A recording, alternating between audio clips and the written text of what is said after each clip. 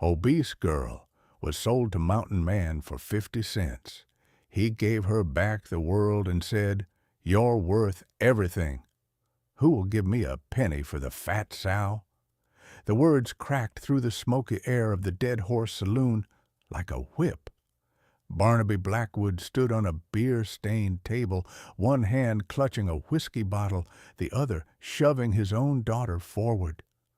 Ophelia Blackwood, Fee, as her late mother once called her, stood trembling on a crate.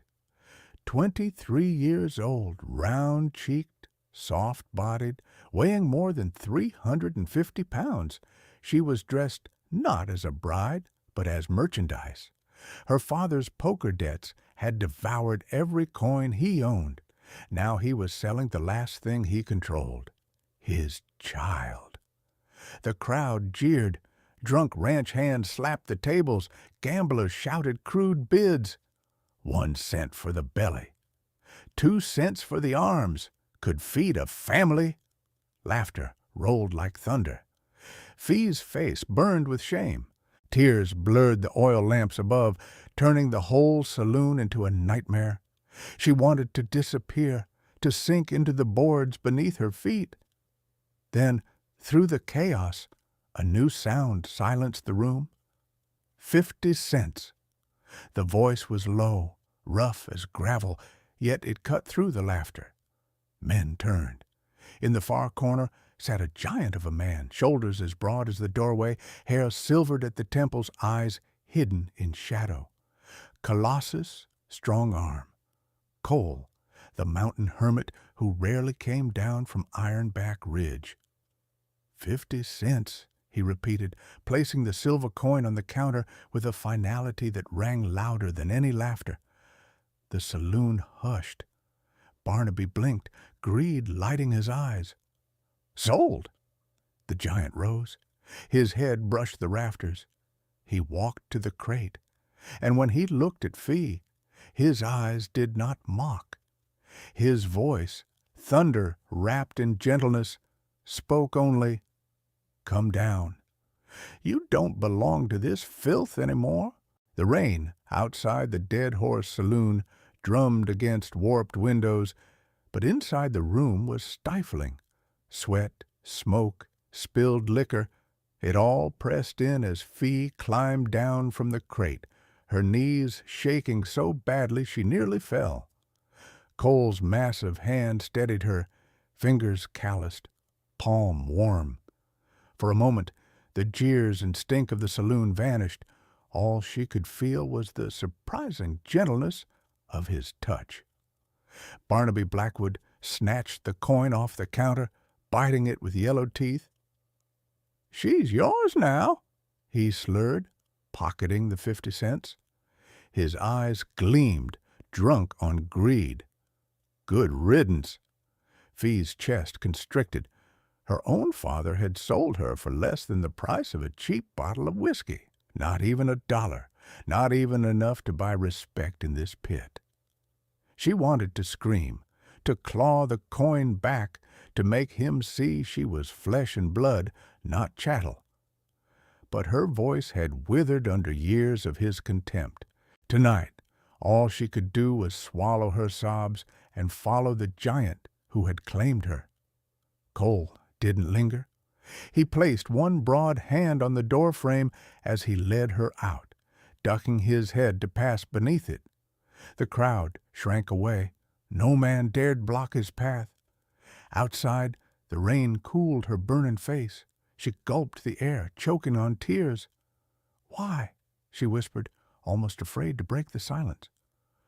"Why would you—" Cole stopped at the hitching post where his massive draft horse waited. He turned, rain streaking down the old scars on his face. His eyes, pale gray as storm clouds, held hers with quiet intensity. "I didn't buy you," he said. "I freed you." Her heart lurched. "But you paid—" "I paid him to let you walk away. That's not the same as owning." He glanced back at the saloon, his lip curling in disgust. "You don't belong to men like that." She shook her head, rain mixing with her tears. You don't understand. I don't belong anywhere. My father, the town, even the children throw stones and laugh. To them I'm worth 50 cents, that's all. Something flickered in his eyes then, sharp and fierce. He stepped closer, his voice dropping into a growl that made the storm itself seem to hush. Don't you ever say that. You're worth more than every coin in this cursed town, worth more than the mountain itself. Fee's breath caught. No one had ever spoken to her that way. Not her family, not the townsfolk, not a soul in her 23 years. For a moment she forgot the rain, the jeers, the shame. She only saw the truth blazing in his eyes. "Where are you taking me?" she asked at last. "Home," he said simply, mounting his horse with a grace remarkable for a man his size. He extended his hand down to her, to Ironback Ridge. Hesitant, trembling, she placed her hand in his. He lifted her as though she weighed no more than a feather, settling her before him in the saddle. His chest was solid at her back, his arm strong as iron, holding the reins. And as the horse carried them out of Deadwood Gulch, the saloon lights fading into the storm, Fee realized she was leaving more than a town behind. She was leaving the price tag they had nailed to her soul. The trail from Deadwood Gulch climbed fast, twisting into the black ribs of the Ironback Mountains. Rain slicked the rocks, and the horse's hooves struck sparks in the dark. Fee clung to the saddle horn, her soaked dress clinging to her like a shroud. She had never been this far into the high country. Cole's arm braced steady around her, one hand on the reins. He didn't speak much. The rhythm of the horse's stride and the quiet rumble of thunder filled the silence. At last, when her shivering grew violent, he spoke over her shoulder. "You're freezing." Before she could protest, he drew his greatcoat from behind the saddle and swung it around her. It smelled of pine smoke and iron, and though it hung heavy, it trapped the warmth of his body. She whispered, "Thank you," and for the first time that night, her voice didn't break. Hours passed.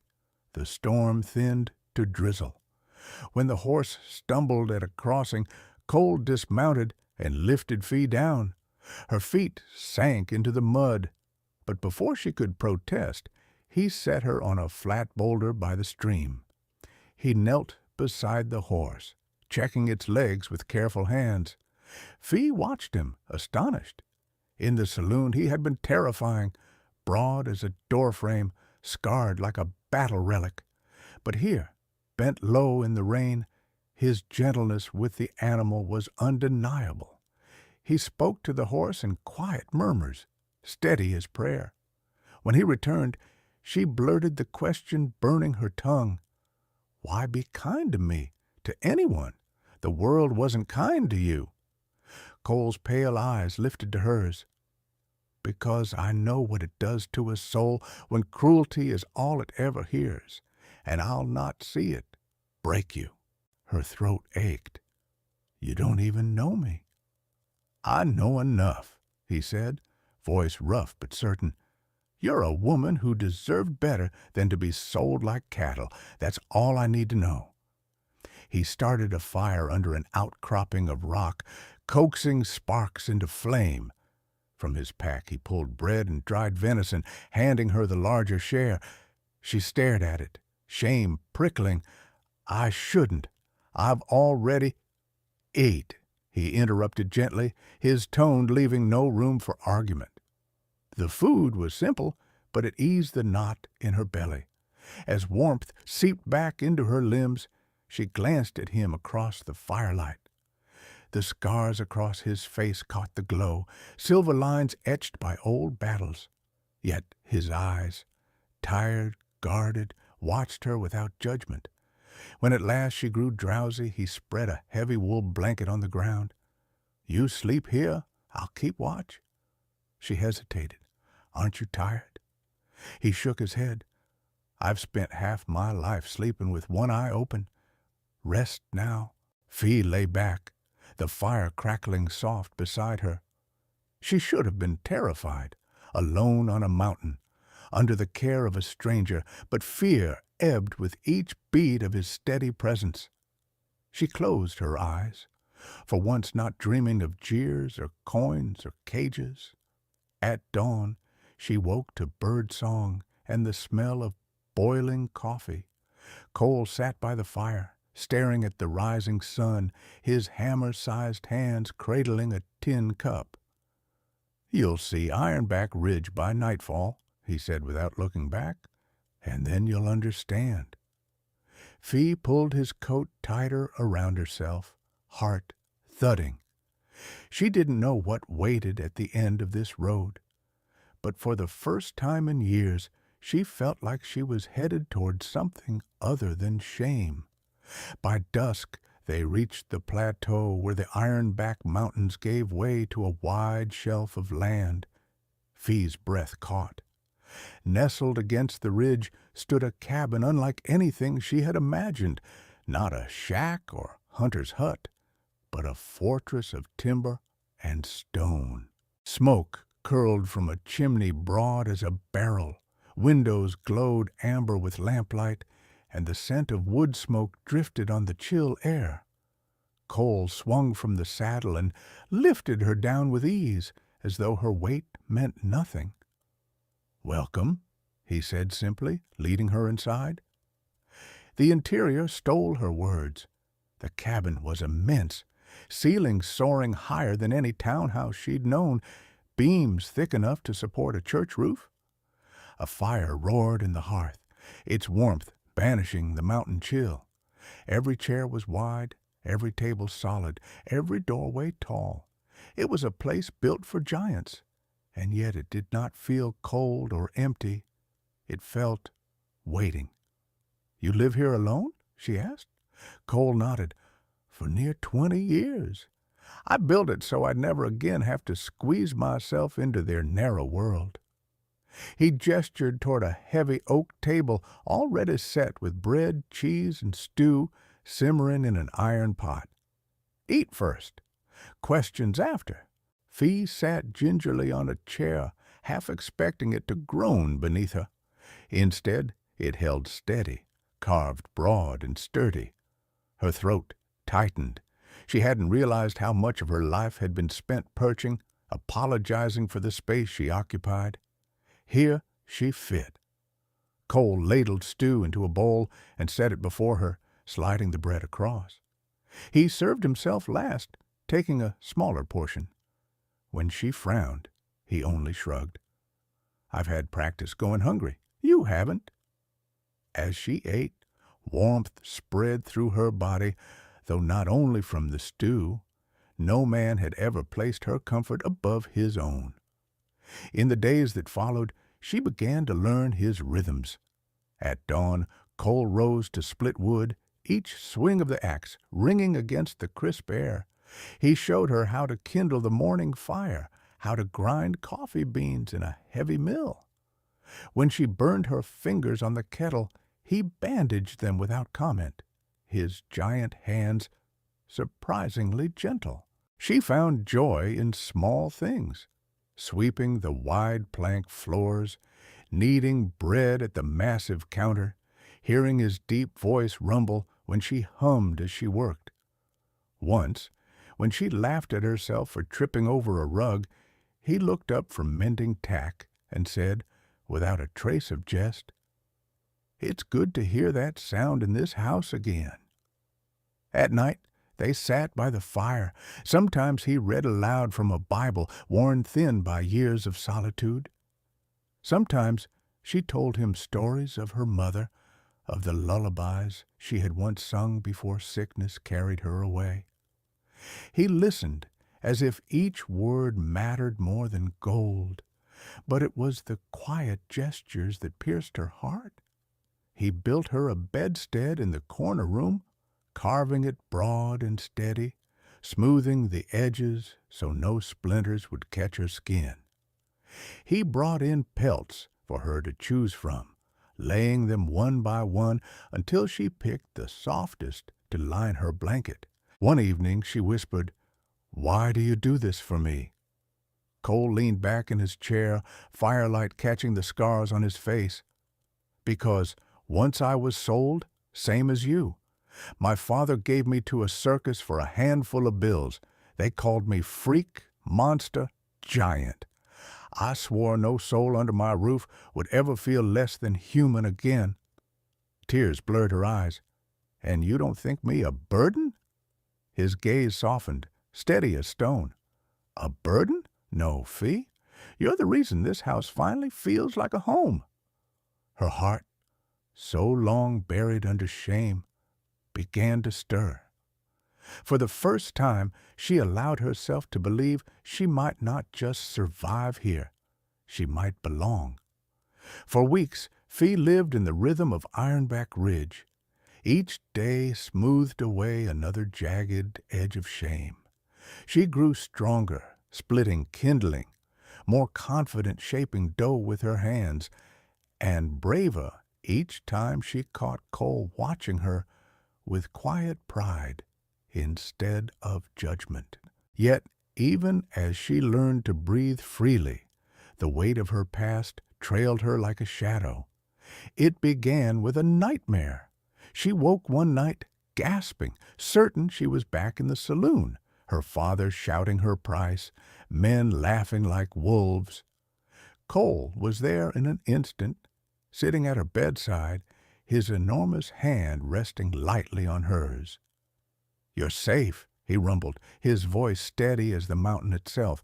"No one can take you from here." But her whisper betrayed her deepest fear. "He'll come for me. He always does." Cole's jaw clenched, the scar at his temple tightening.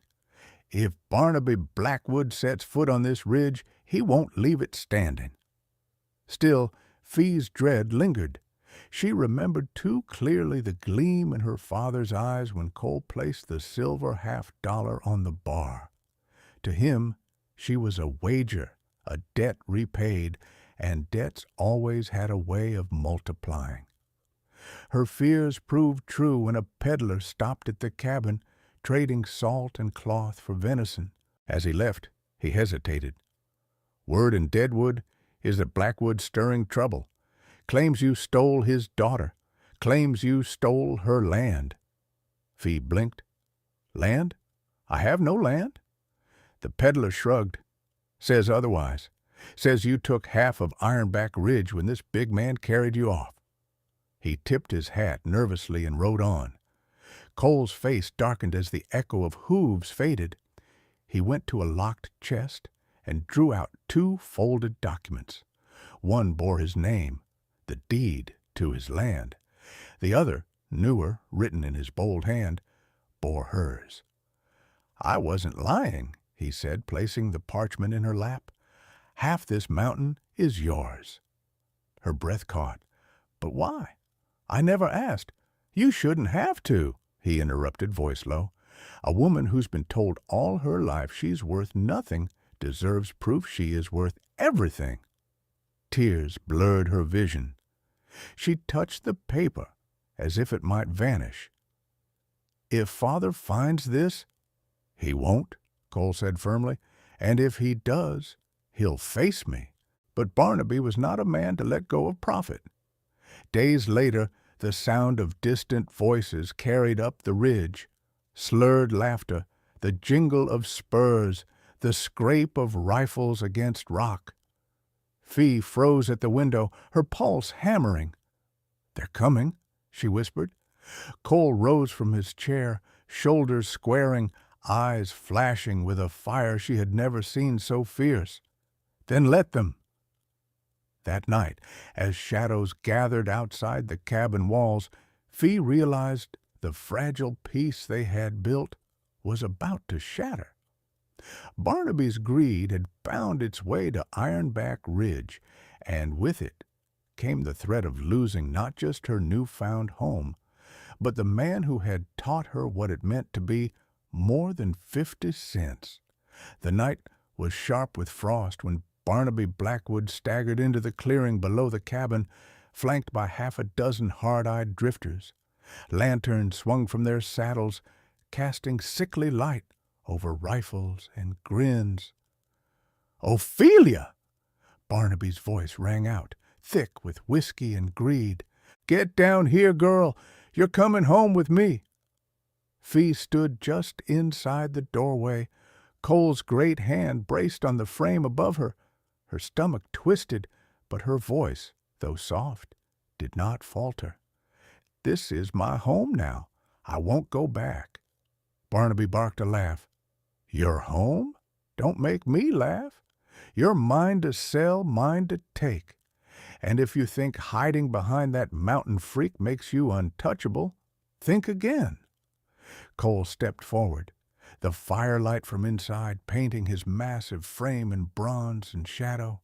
His voice was iron. "She belongs to no one, least of all you." One of the drifters spat in the dirt. Big words from a sideshow beast. Cole moved with sudden force. He wrenched the door wide, striding into the yard with the storm of a man who had endured too much to bend. "You want her?" His voice cracked like thunder. "Then face me." Rifles lifted. Fee gasped, clutching the edge of the doorway, but Cole was already among them. He swung a timber club he'd hewn himself, scattering men like straw. The first blow knocked a rifle spinning. The second sent its wielder sprawling in the mud. Horses screamed, lanterns toppled, shadows danced wild. Barnaby scrambled back, his drunken bravado crumbling. "Stop him! He'll kill us all!" Yet none of his hired men pressed forward. Against Cole's towering wrath, their courage withered. One by one they fled into the trees, leaving only Barnaby crouched in the dirt, his face pale beneath the grime. Cole seized him by the collar, hauling him up until his boots dangled. "You sold your daughter for 50 cents, he growled, "and she's worth more than every coin you'll ever touch." He hurled Barnaby into the mud, leaving him coughing and broken. "Leave this ridge and never come back. Next time, I won't let you crawl away." Barnaby stumbled to his feet, spitting curses, but when his eyes met Cole's, he turned and fled into the darkness. Silence fell, broken only by Fee's ragged breath. Cole turned back, his chest heaving, eyes softening as they found hers. "You're safe," he said, voice rough but sure. "No one will ever put a price on you again." Fee stepped into the yard, tears streaming, and whispered the words she had never dared believe. "Then maybe I'm worth more than I thought." Cole's great hand closed over hers. "You're worth everything." The yard slowly quieted after the storm of violence. Lanterns guttered in the mud, the last echoes of fleeing hooves fading down the mountain trail. Cole stood in the center of it all, chest rising and falling, his scarred hand still clenched. Fee stepped forward, the night air stinging her cheeks. For a heartbeat she hesitated, then she reached for him. Her small, trembling hand slid into his, and the strength of his grip steadied her more than words ever could. Inside, the fire still burned, filling the cabin with golden light. Cole guided her to the hearth and sank into one of the wide chairs he had built with his own hands. She perched on the armrest, her face turned toward the flames. "I thought I'd never escape him," she whispered. "I thought no matter where I went, I'd always be worth 50 cents. Cole looked at her, his eyes soft as dawn breaking over stone. "You're not 50 cents, Fee. You're the measure by which I've found my own worth again. This house was only timber and stone until you walked through its door. Now it's home." Tears glistened in her eyes. She leaned into him, resting her head against his chest. His heart beat strong beneath her ear, steady and certain. You're safe here, he murmured, pressing a kiss to her hair. This is your home now, if you'll have it. Her reply came as a sob and a smile all at once. I've never wanted anything more. The fire snapped, sparks rising into the chimney. Outside, the mountain winds whispered against the walls. Inside, for the first time in her life, Fee felt more than safe. She felt treasured. Some people are told they are worth nothing, sold for pennies, mocked until they believe the lies. But worth is not set by those who despise us. It is revealed by those who choose to love us. Fee was once sold for 50 cents, yet Cole showed her she was priceless. Every time I read your comments, I'm reminded that these stories connect us across oceans and lives. Tell me, where in the world are you listening from? If you still believe love can lift even the heaviest burdens, don't leave. The next story waiting for you will prove it again.